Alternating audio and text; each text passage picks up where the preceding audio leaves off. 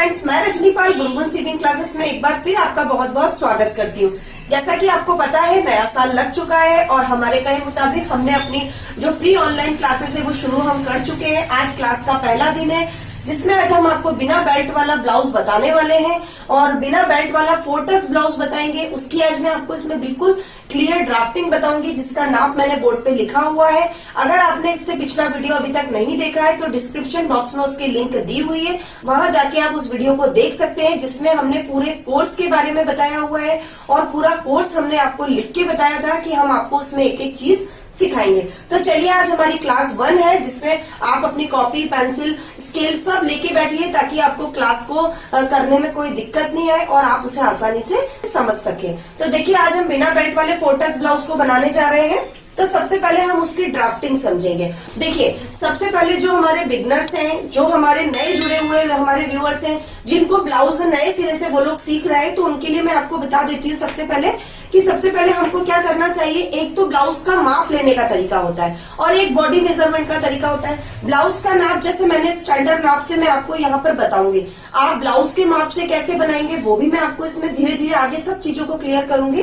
तो सबसे पहले आप ये सीखिए कि आपको ब्लाउज के माप से किस तरीके से आपको ब्लाउज का मेजरमेंट निकालना चाहिए। देखिए, हमें यहाँ पे ब्लाउज की लंबाई 12 इंच दी हुई है, सीना 28 इंच है, कमर 24 इंच है, शोल्डर 11 इंच है, आगे का गला हमने 5 इंच लिया है और पीछे का गला 7 इंच लिया है। मैं इसमें आपको आगे के भाग की अलग कटिंग और पीछे के भाग की कटिंग अलग बताऊंगी। देखिए, सबसे आपको पीछे के भाग के लिए पहले वो निकालनी है, क्या, ड्राफ्टिंग के लिए मेजरमेंट निकालना है। ये पीछे का भाग हुआ और ये आगे का भाग।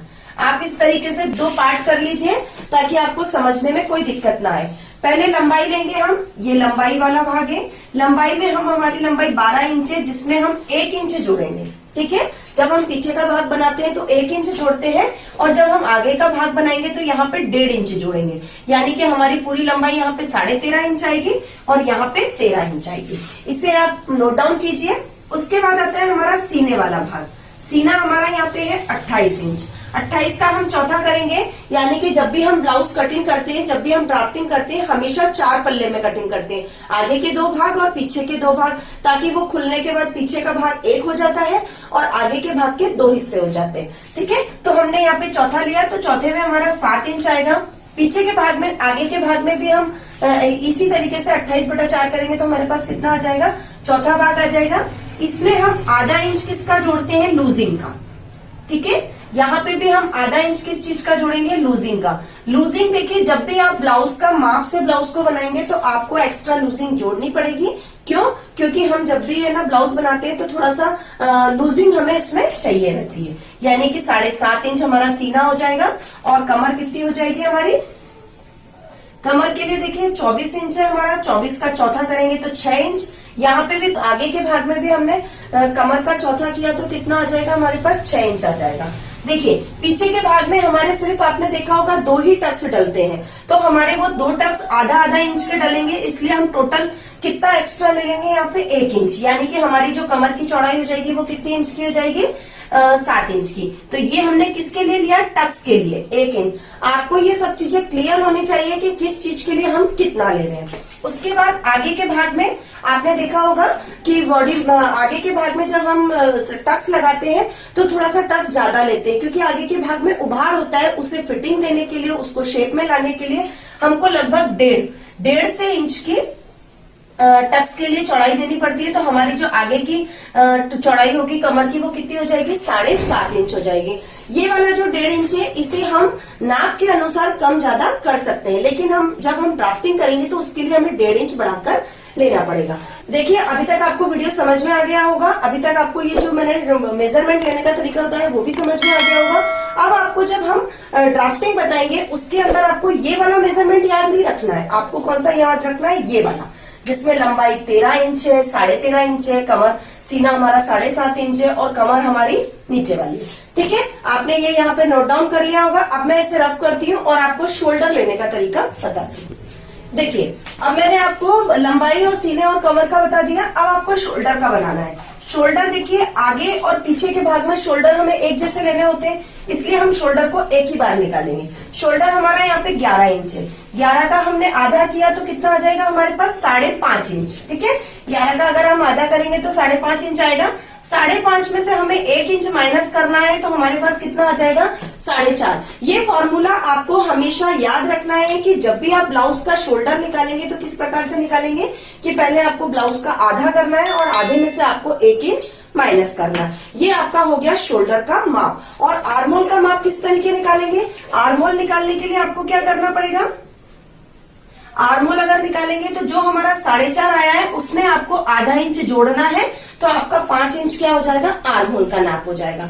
इस वीडियो की जो ड्राफ्टिंग का मेजरमेंट मैं आपको बता रही हूँ ये आपको याद रखना है क्योंकि इसी नाप से हम आपको पेपर पे कटिंग बताएंगे ताकि आपकी जो प्रॉब्लम्स है वो इसमें क्लियर हो जाएंगी। ठीक है, अब मैं आपको इसकी ड्राफ्टिंग बताती हूँ। देखिए, ये मैं आपको ब्लाउज का बैक पार्ट का मैंने यहाँ ड्राफ्टिंग का ड्रॉ बनाया है। तो देखिए, अगर आप कॉपी में ड्रॉ बनाते हैं तो स्केल की सहायता से या सिलाई सीखने के लिए एक ट्रायंगुलर आता है, ट्रायंगुलर की सहायता से भी आप ड्राफ्टिंग के बना सकते हैं। और उसके बाद में अगर आप पेपर पे बना रहे हैं तो आप इंची टेप का यूज कीजिए जो कि सभी के यहाँ इजीली मिल जाता है। तो देखिए, सबसे पहले आपको किस तरीके से ड्रॉ करना है। देखिए, सबसे पहले आपको 0 से 1 पॉइंट डालना है। 0 से 1 आपको यहाँ पर पूरी लंबाई लेनी है। पूरी लंबाई किस तरीके से? 12 + 1 = 13 इंच, यानी कि 0 से 1 हमारी क्या हो गई? पूरी लंबाई।